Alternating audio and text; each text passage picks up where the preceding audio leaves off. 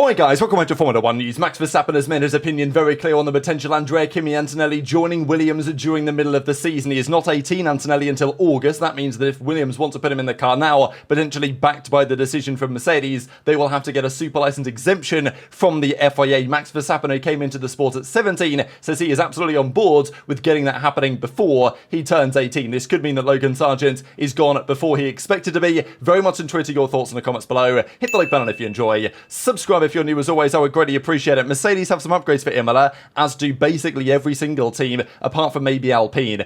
Even though Mercedes are saying, and even Russell said, well, you know, they're probably not going to do that much. We're not going to be able to challenge Red Bull. It's kind of a sad state of affairs how Mercedes went from, being bigging it up, right? 2022, 2023. Well, we're only one or two upgrades away from winning races consistently, challenging Red Bull. Now all of a sudden it's, well, we can't really take advantage of the updates. The car ain't looking that good. And, well, maybe they will somehow exceed expectations on this one. There was also this that I thought was pretty spectacular. Adrian Newey was driving at the Monaco historic Grand Prix, and here he is making a nice move here into the hairpin. I mean, have a look at this. Takes the position during the hairpin, and it's just cool to see Newey, right? Like, not only, of course, a phenomenal car designer, but also here he is driving these historic Formula 1 cars and absolutely sending it into the hairpin. I thought it was pretty spectacular, and of course, Newey has been in the news a fair bit lately, as we'll get into more so in a second. Yuki Tsunoda, not really in conversation for a Red Bull seat, unfortunately for him. Laura McKees of RB, though, says he's made a massive step this year compared to last year, but it's probably still not enough.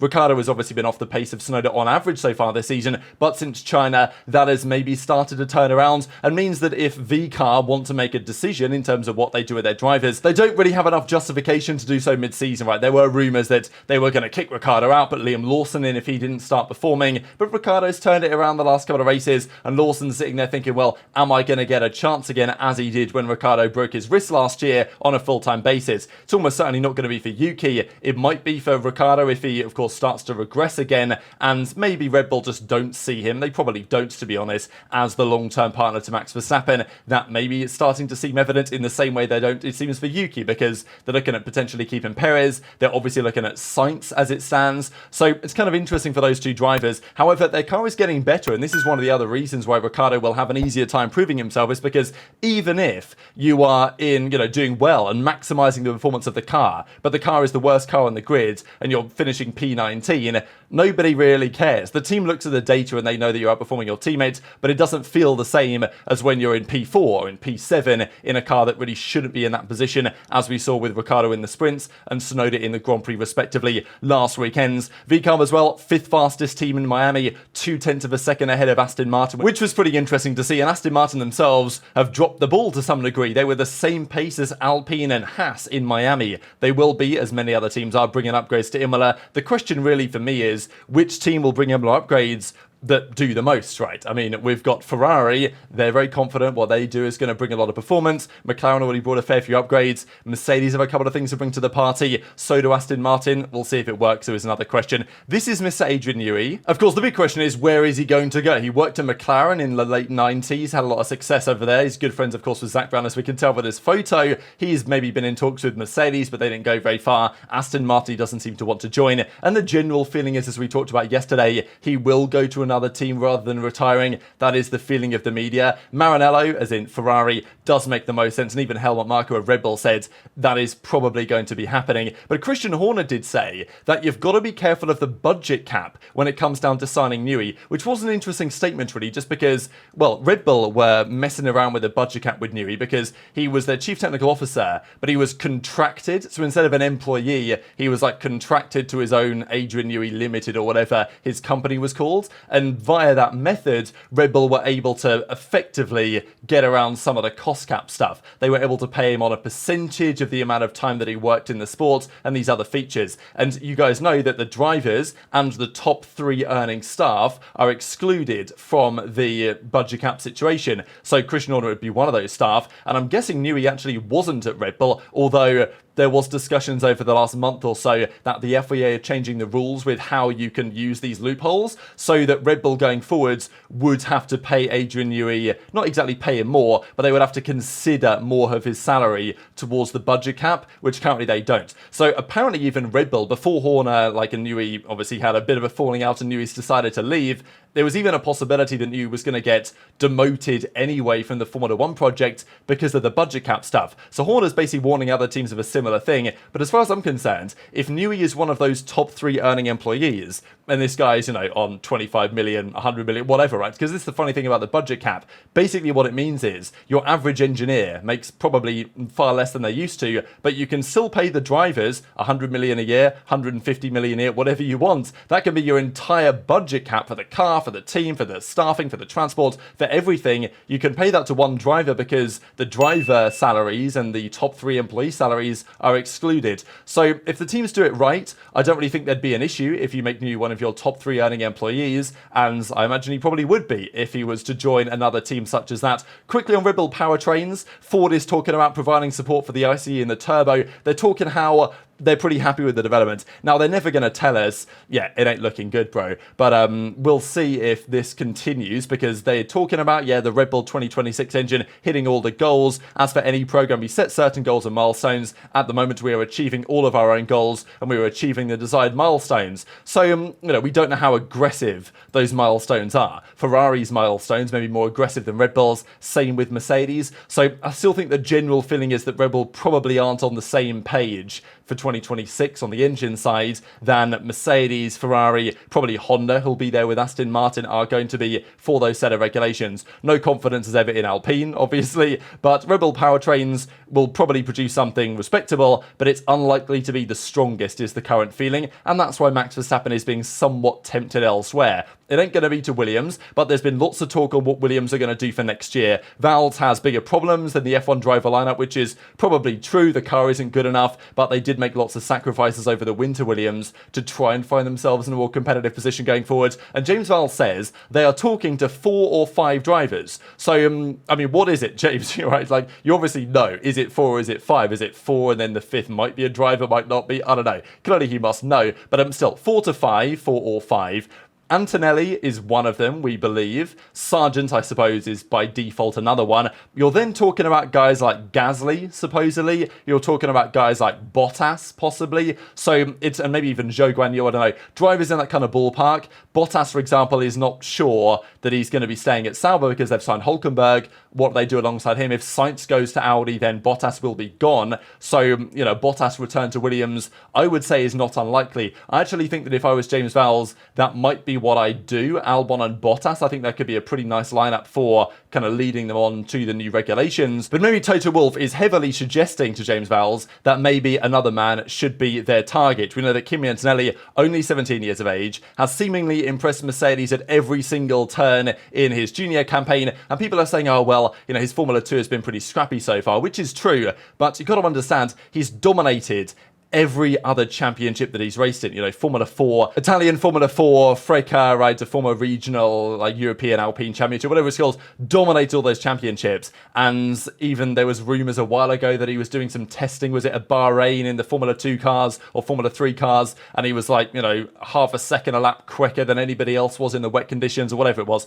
There's all sorts of stories about this guy, about why they think he's a prodigy. We saw the other day he was testing the W13 at Imola and had some very competitive lap times, it look like on paper. So they think this guy is good. I think we know that he's good. Is he good enough? Of course, that's another question. And therefore, the rumours started to emerge. We talked about them on the channel probably 2 weeks ago now, that Logan Sargent is on the chopping block because Williams want to put Antonelli in. Now, whether they want to, that's another question. But we are pretty sure, and it's been reported by multiple valid sources, that the FIA have been asked for an exemption to his super license. He has all the super license points in the world. The problem is he's only 17, so they would have to grant this exemption, and it was then confirmed during Miami that he's not going to be in for Imola. James Valls made it quite clear that no, Antonelli will not be in the car for Imola, but he did not say he will not be in the car. He did not say that we are not considering at all getting rid of Sargent mid-season. That was very much open to interpretation. So the feeling is that Antonelli, he will get a Formula 1 seat, probably for next season somewhere. it is still the general belief that he may be the plan A for Mercedes when Hamilton departs. Maybe Sainz makes sense. The belief was that Alonso was the plan B, but obviously that's not happening because he's staying at Aston Martin. So theoretically, Kimi Antonelli might be the plan A. In an ideal world for Mercedes, they would probably have Antonelli in the Williams now, have him race more than half a season because he's going to turn 18 in August, I think for Monza. And at that point, they can put him in the car. Or if they decide, all right, James, we'll give you big discounts on our engines for the next couple of years, do us this favour and put Antonelli in the car for Sargent, there might be a relationship to be worked out there, because whether Antonelli makes sense for Williams, that's actually another question entirely. But maybe for their relationship with Mercedes and for Mercedes that want this guy in the car more often, then it could make a fair bit of sense. So this is where the debaters come in, whether they should grant this exemption, because we're pretty sure that it's been requested. We think by Williams, because Mercedes aren't going to kick out Hamilton mid-season, are they, but Antonelli in the car. But in an ideal world, I think for Merck and for Toto, they'd have Antonelli in the car now, so he could at least race a vast majority of this season, so they can, make sure that he's well prepared, shall we say, for the next year Mercedes drive. And I guess there's no inherent disadvantage in at least asking the FIA whether they can come up with some sort of an exemption. So, this is when Verstappen then comes into play and gives his comment on the matter, because he was in this scenario. This is why driving a car at under 18 years of age in Formula 1 is not a possibility, is because of Verstappen, right? He did a very brief Formula 3 campaign, was straight into Formula 1. The feeling was, well, it somewhat undermines the junior series. We want people to wait until they're 18. Now, you can argue whether that should even be a rule, right? Should it be necessary? If a driver is perfectly acceptable at 17 years and 300 days, then what's the problem with when they're 18 in a couple of months' time? And obviously Verstappen, sure, he was very raw as a driver, very crash happy and all these things that were levelled at him. Everyone knew he had the pace, but it took him a few years to get up to speed. But we know what's happening now, and we have seen the merit of putting a driver at 17 years of age straight into a top seat,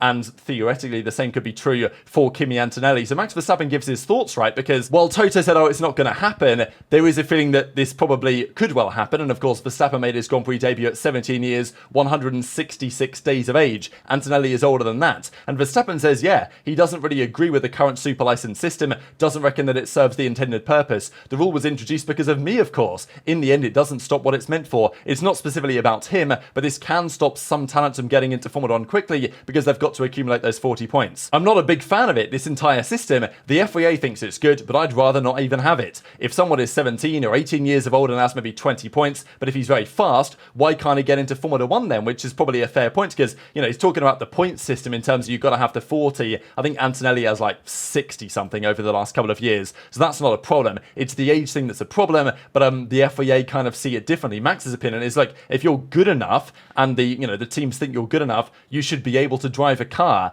And I think there's good evidence to say that probably should be true. There's lots of top quality drivers. I mean, Behrman stepped into the Ferrari, did a stellar job, no doubt about it, in Jeddah, and it's kind of proven that maybe this whole idea of having the veterans just because they're going to be more consistent, there's probably some truth to that, but it doesn't necessarily mean it's a better decision, all things considered. So understandably, Max is saying, like, why, given myself, he was able to come into the sport at a 17 years of age period when that was allowed, they then changed the rules because of Max, because they thought it was kind of ridiculous. Now he's saying, look, Antonelli should be afforded the same allowance, and especially because Antonelli has all the super license points, he's only just a couple of months too young. You've also got to understand that from the FIA side, they've been going through it, right, the last couple of months and years. They've been getting bad PR left, right and centre. Mohammed bin Sulayem is in a very tricky position as president because he's getting attacked from all angles, certainly not least from Formula 1 themselves and of course the teams, as we saw certainly back in December and even in more recent times as well. So the question would then be, could a decision on this potentially be made with that in mind? Is it plausible that they consider, you know what, it would be great PR to have an Italian young driver come into the sport at about this time with a team such as Mercedes, and it obviously would look very good. Now, it could happen in Monza later this year anyway, and it's quite plausible that they will simply deny this request, the FIA, and they'll say, well, he's 18 in a couple of months anyway, anyway, do the move then. But I think it's quite clear that Sargent is not going to stay, and there's even been discussion that, yeah, you've got to earn your place in the team. I think Sargent, with respect to Albon, has probably done a better job this year, but it's just, unfortunately for Sargent, there just isn't anywhere near enough evidence to show that he's actually good enough. He's had some okay results with respect to Albon this season compared to last year, but, he's still getting out qualified every weekend, and as Albon, his lap was deleted, of course, in qualifying for Miami, which didn't work out in his favour and meant that Sargent obviously started above him, but then the race played out rather differently, right? So the driver market talk will certainly continue. I think really what happens in the next month or so is going to be massively important. The belief is that no, Sargent ain't going anywhere for Imola, and if the FIA are to grant this super license exemption that Max Verstappen probably thinks, yeah, why not? I mean, it happened for me, probably should happen for Antonelli as well. It's just probably kind of unlikely to happen in the near future, and realistically we're looking at a couple of months here, but would it be expected that when he does turn 18 he's straight in that car? I think it's very possible, given what we believe we know from the data that Mercedes have delivered with Antonelli in the car over the last couple of months, really. Just to have a quick look at this from Mercedes side, the average difference of the fastest quali lap in 2024 is 7.5 tenths, which puts them as the 5th fastest team in qualifying on average. Red Bull, of course, fastest, no problem. Ferrari second fastest, not where Ferrari have been for the last couple of years. This year's car, Ferrari, is most certainly a better race car with respect to qualifying than it is a qualifying car. McLaren third, Aston still fourth, despite a poor Miami Grand Prix by their standards, and then Mercedes fifth fastest. So yeah, big regression, as we know to be true. And just one final thing to mention for you guys, the Brad Pitt new F1 movie, of course, that's coming out. So here they are, I believe, at Silverstone last year, doing all the prep for that, for the film that they're running. Hamilton is like executive producing it or whatever to make sure that it's as realistic as it can be. There's rumours on what the plot is going to be, that this like Apex Grand Prix team are basically a back marker, and then all of a sudden Brad Pitt comes back and they're winning races. It's like, okay, probably not especially realistic, and Hamilton was kind of saying, look guys, we might want to make this a bit more realistic for an actual Formula 1 fan, but it got delayed, if you guys remember, late last year because of the writers' strike in Hollywood, and everything kind of came to a close. I don't really know when they're planning to start things up again, really, because they were obviously filming at Silverstone last year and a couple of other Grand Prix, or maybe Austin, they did a few bits, and the budget has now passed $300 million, which would make it one of the most expensive films ever. So yeah, whether it's going to have the desired return on investment for this, but that's a pretty remarkable sum of money. I mean, that could pay for your entry into Formula 1 a good few times, to be honest, given what it seems Formula 1 are looking for, and then have budget on top of that from that 300 million to actually still produce a great movie. But yeah, it better be damn good with that kind of budget. But very much interested your thoughts in the comments below. Hit the like button if you enjoyed, subscribe if you're new, take care, and I'll see you next time.